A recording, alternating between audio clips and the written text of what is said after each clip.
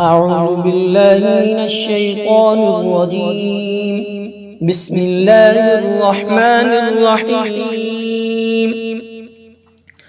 الحمد لله الذي أنزل على عبده الكتاب ولم يجعل له عوجا قيما لينذر بأسا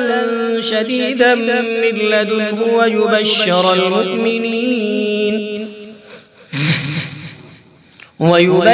المؤمنين الذين يعملون الصالحات أن لهم أجرا حسنا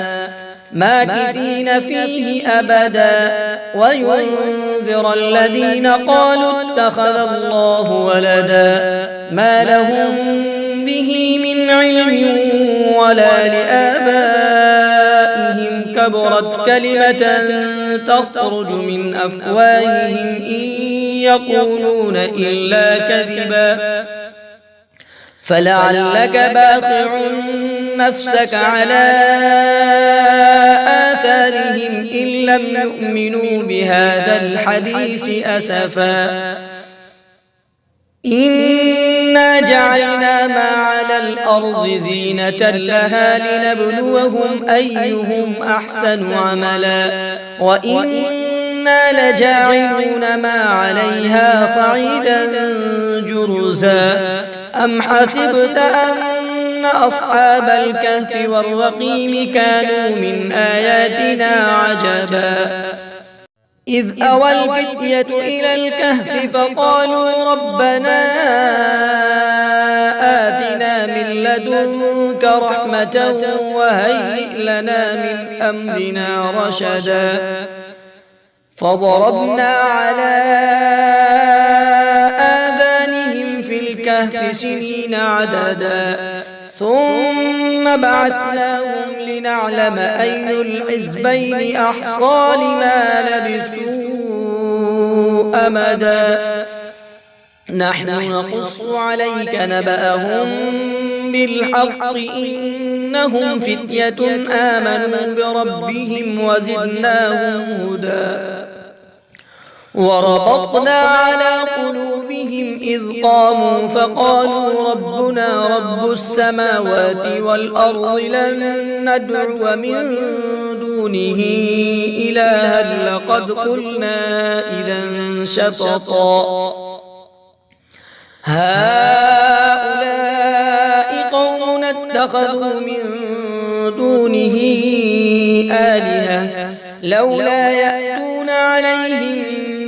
بسلطان بين فمن أظلم ممن افترى على الله كذبا وإذ اعتزلتموهم وما يعبدون إلا الله فأووا إلى الكهف ينشر لكم ربكم من رحمته ويهيئ لكم من أمركم مرفقا وترى الشمس إذا طلعت تزاور عن كهفهم ذات اليمين وإذا غربت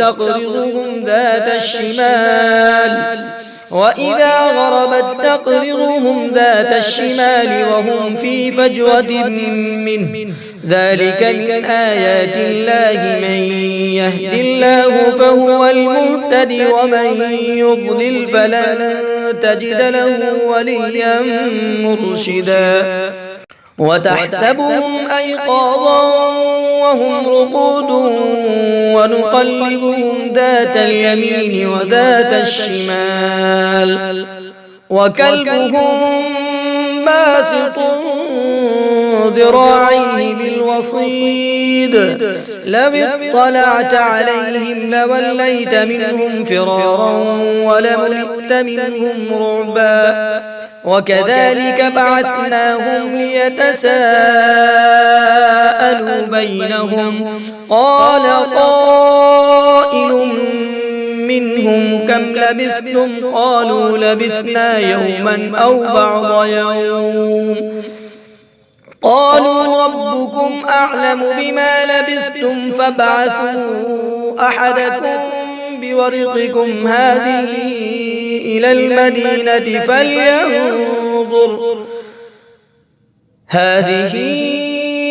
المدينة فلينظر أيها أزكى طعاما فليأتكم برزق منه وليتلطف ولا يشعرن بكم أحدا إنهم إن يظهروا عليكم يرجموكم أو يعيدوكم في ملتهم ولن تفلحوا إذا أبدا وكذلك أعثرنا عليهم ليعلموا أن وعد الله حق وأن الساعة لا ريب فيها إذ يتنازعون بينهم أمرهم فقالوا ابنوا عليهم بنيانا ربهم أعلم بهم قال الذين غلبوا على أمرهم لنتخذن عليهم مسجدا سيقولون ثلاثة رابعهم كلبهم ويقولون خمسة سادسهم كلبهم رجما بالغيب ويقولون سبعة وثامنهم كلبهم قل ربي أعلم بعدتهم ما يعلمهم إلا قليل فلا تمار فيهم إلا مراء ظاهرا ولا تستفت فيهم منهم أحدا ولا تقولن لشيء إني فاعل ذلك غدا إلا أن يشاء الله واذكر ربك إذا نسيت وقل عسى أن يهديني ربي لأقرب من هذا رشدا ولبثوا في كهفهم 300 سنين وازدادوا 9 قل الله أعلم بما لبثوا له غيب السماوات والأرض أبصر به وأسمع ما لهم من دونه من ولي ولا يشرك في حكمه أحدا واتل ما أوحي إليك من كتاب ربك لا مبدل لكلماته ولن تجد من دونه ملتحدا واصبر نفسك مع الذين يدعون ربهم بالغداة والعشي يريدون وجهه ولا تعد عيناك عنهم تريد زينة الحياة الدنيا ولا تطع من أغفلنا قلبه عن ذكرنا واتبع هواه وكان أمره فرطا وقل الحق من ربكم فمن شاء فليؤمن ومن شاء فليكفر إنا أعتدنا للظالمين نارا أحاط بهم سرادقها وإن يستغيثوا يغاثوا بماء كالمهل يشوي الوجوه بئس الشراب وساءت مرتفقا إن الذين آمنوا وعملوا الصالحات إنا لا نضيع أجر من أحسن عملا أولئك لهم جنات عدن تجري من تحتهم الأنهار يعلون فيها من أساور من ذهب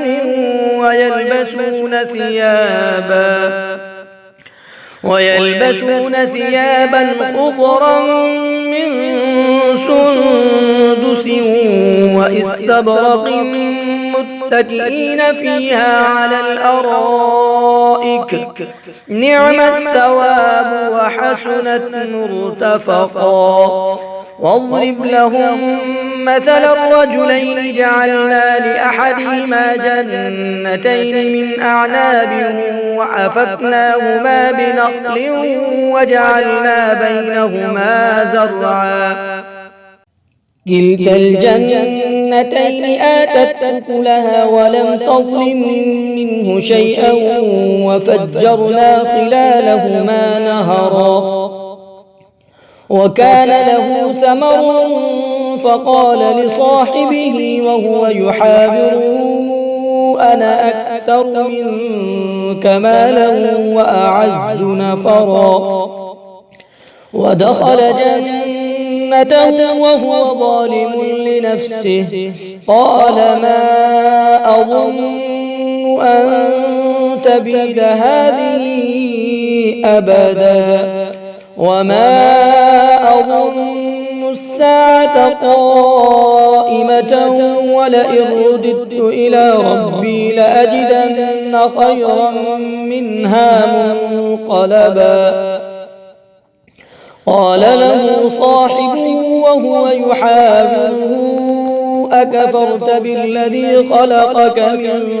تراب ثم من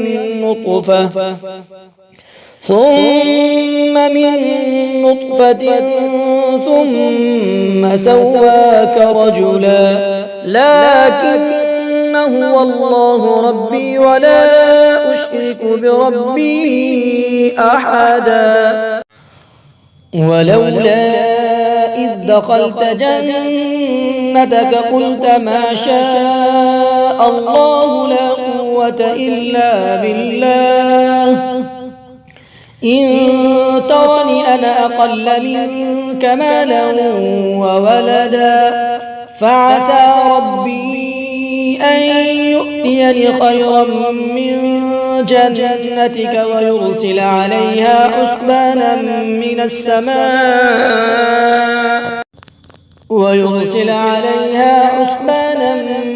السماء فتصبح صعيدا زلقا. فعسى ربي أن يؤتيني خيرا من جنتك ويرسل عليها حسبانا من السماء فتصبح صعيدا زلقا أو يصبح ماؤها غورا فلن تستطيع له طلبا. وأحيط بثمره فأصبح يقلب كفيه على ما أنفق فيها وهي خاوية على عروشها ويقول يا ليتني لم أشرك بربي أحدا. ولم تكن له فئة ينصرونه من دون الله وما كان منتصرا. هنالك الولاية لله الحق هو خير ثوابا وخير عقبا. واضرب لهم مثل الحياة الدنيا كماء أنزلناه من السماء فاختلط به نبات الأرض فأصبح هشيما تذروه الرياح وكان الله على كل شيء مقتدرا. المال والبنون زينة الحياة الدنيا والباقيات الصالحات خير عند ربك ثوابا وخير أملا. ويوم نسير الجبال وترى الأرض بارزة وحشرناهم فلم نغادر منهم أحدا. وعرضوا على ربك صفا لقد جئتمونا كما خلقناكم أول مرة بل زعمتم أن لن نجعل لكم موعدا ووضع الكتاب فترى المجرمين مشفقين مما فيه ويقولون يا ويلتنا ما لهذا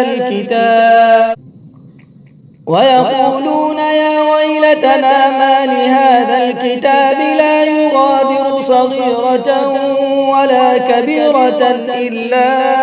أحصاها ووجدوا ما عملوا حاضرا ولا يظلم ربك أحدا وإذ قلنا للملائكة اسجدوا لآدم فسجدوا إلا إبليس كان من الجن ففسق عن أمر ربه أفتتخذونه وذريته أولياء من دوني وهم لكم عدو بئس للظالمين بدلا ما أشهدتهم خلق السماوات والأرض ولا خلق أنفسهم وما كنت متخذ المضلين عضدا ويوم يقول نادوا شركائي الذين زعمتم فدعوهم فلم يستجيبوا لهم وجعلنا بينهم موبقا ورأى المجرمون النار فظنوا أنهم مواقعوها ولم يجدوا عنها مصرفا ولقد صرفنا في هذا القرآن للناس من كل مثل وكان الإنسان أكثر شيء جدلا وما منع الناس أن يؤمنوا إذ جاءهم الهدى ويستغفروا ربهم إلا أن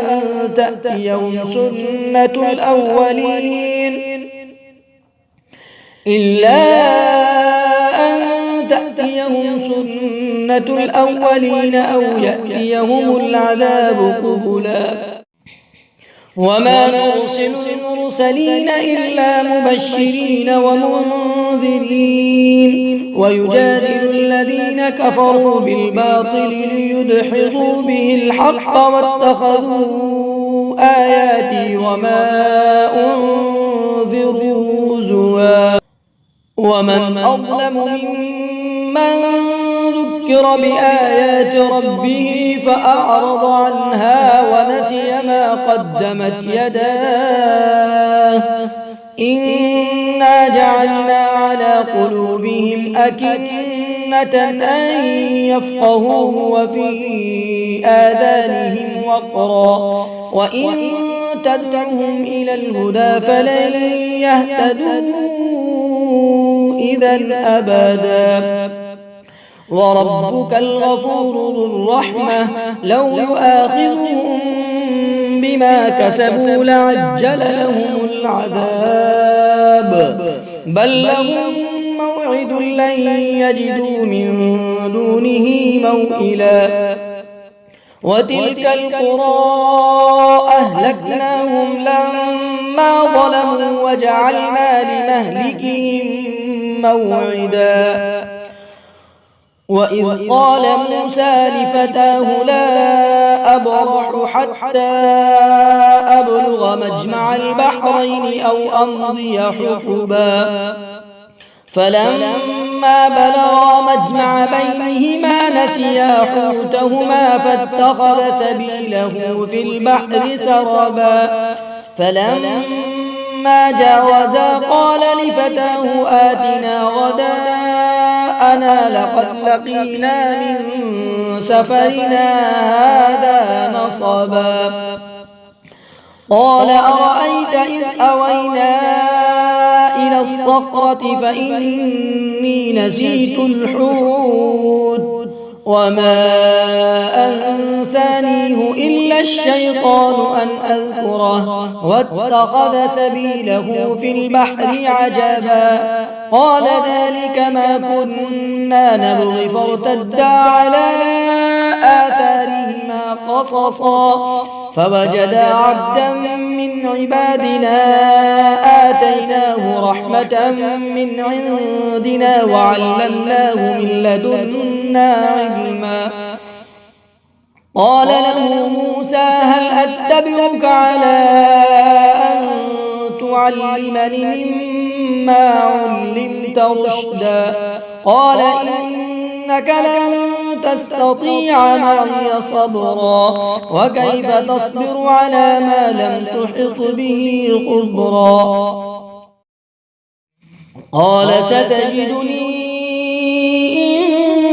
إن شاء الله صابرا ولا أعصي لك أمرا قال فإن اتبعتني فلا تسألني عن شيء حتى أحدث لك منه ذكرا فانطلقا حتى إذا ركبا في السفينة خرقها قال أخرقتها لتغرق أهلها لقد جئت شيئا إمرا قال ألم أقل إنك لن تستطيع معي صبرا قال لا تؤاخذني بما نسيت ولا ترهقني من أمري يسرا فانطلقا حتى إذا لقيا غلاما فقتله قال أقتلت نفسا زكية بغير نفس لقد جئت شيئا نكرا قال ألم أقل لك إنك لن تستطيع معي صبرا قال إن سألتك عن شيء بعدها فلا تصاحبني قد بلغت من لدني عذرا فانطلقا حتى إذا أتيا أهل قرية استطعما أهلها فأبوا أن يضيفوهما فوجدا فيها جدارا يريد أن ينقض فأقامه قال لو شئت لاتخذت عليه أجرا قال هذا فراق بيني وبينك سأنبئك بتأويل ما لم تستطع عليه صبرا قال هذا فراق بيني وبينك سأنبئك بتأويل ما لم تستطع عليه صبرا أما السفينة فكانت لمساكين يعملون في البحر فأردت أن أعيبها وكان وراءهم ملك يأخذ كل سفينة غصبا وأما الغلام فكان أبواه مؤمنين فخشينا أن يرهقهما طغيانا وكفرا فأردنا أن يبدلهما ربهما خيرا منه زكاة وأقرب رحما وأما الجدار فكان لغلامين يتيمين في المدينة وكان تحته كنز لهما وكان أبوهما صالحا فأراد ربك أن يبلغا أشدهما ويستخرجا كنزهما رحمة من ربك وما فعلته عن أمري ذلك تأويل ما لم تسطع عليه صبرا ويسألونك عن ذي القرنين قل سأتلو عليكم منه ذكرا إنا مكنا له في الأرض وآتيناه من كل شيء سببا فأتبع سببا حتى إذا بلغ مغرب الشمس وجدها تغرب في عين حمئة ووجد عندها قوما قلنا يا ذا القرنين إما أن تعذب وإما أن تتخذ فيهم حسنا قال من ظلم فسوف نعذبه ثم يرد إلى ربه فيعذبه عذابا نكرا وأما من آمن وعمل صالحا فله جزاء الحسنى وسنقول له من أمرنا يسرا ثم أتبع سببا حتى إذا بلغ مطلع الشمس وجدها تطلع على قوم لم نجعل لهم من دونها سترا كذلك وقد أحطنا بما لديه خبرا ثم أتبع سببا حتى إذا بلغ بين السدين وجد من دونهما قوما لا يكادون يفقهون قولا قالوا يا ذا القرنين إن يأجوج ومأجوج مفسدون في الأرض فهل نجعل لك خرجا على أن تجعل بيننا وبينهم سدا قال ما مكنني فيه ربي خير فأعينوني بقوة أجعل بينكم وبينهم ردما آتوني زبر الحديد حتى إذا ساوى بين الصدفين قال انفخوا حتى إذا جعله نارا قال آتوني أفرغ عليه قطرا فما استطاعوا أن يظهروه وما استطاعوا له نقبا قال هذا رحمة من ربي فإذا جاء وعد ربي جعله دكاء وكان وعد ربي حقا وتركنا بعضهم يومئذ يموج في بعض ونفخ في الصور فجمعناهم جمعا وعرضنا جهنم يومئذ للكافرين عرضا الذين كانت أعينهم في غطاء عن ذكري وكانوا لا يستطيعون سمعا أفحسب الذين كفروا أن يتخذوا عبادي من دوني أولياء إنا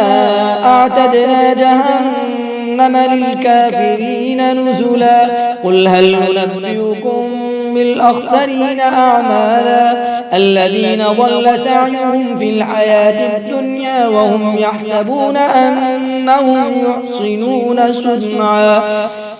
أولئك الذين كفروا بآيات ربهم ولقائه فحبطت أعمالهم فلا نقيم لهم يوم القيامة وزنا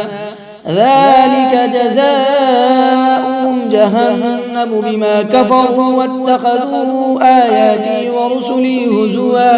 إن الذين آمنوا وعملوا الصالحات كانت لهم جنات الفردوس نزلا خالدين فيها لا يبغون عنها حولا قل لو كان البحر مدادا لكلمات ربي لنفد البحر قبل أن